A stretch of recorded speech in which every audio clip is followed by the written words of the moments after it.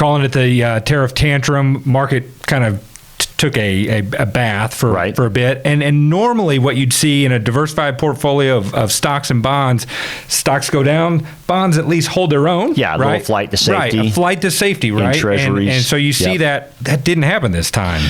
Yeah, you saw 10-year yields rise pretty dramatically from around 4% up to 430, 440, somewhere in that. Got up to 450. It's a big move. I mean, if you go back and look at like 2018, yields continued to be supportive, kind of a patience on the gurney.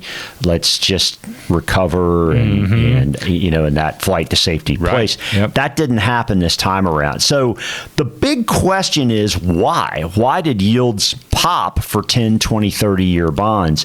So our friends at 42 Macros shared some thoughts on international dollars in the U.S. recently. There's been some talk of China taking money out, and we don't know exactly, but I thought this was interesting.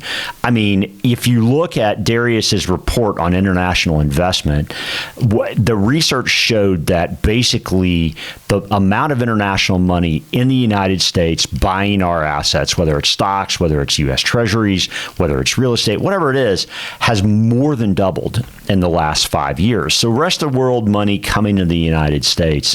Which helps to explain maybe why the rest of the world hasn't worked from an asset or from an investment thesis anyway. It really does, but it raises questions now. So here's one of the points made by 42 Macro. Foreign investors and central banks currently own $8.5 trillion in Treasury securities, or roughly 30% of United States debt.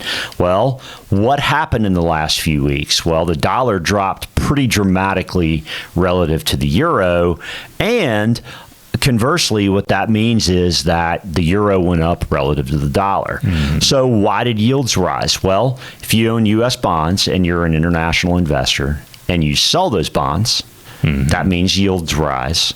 Okay.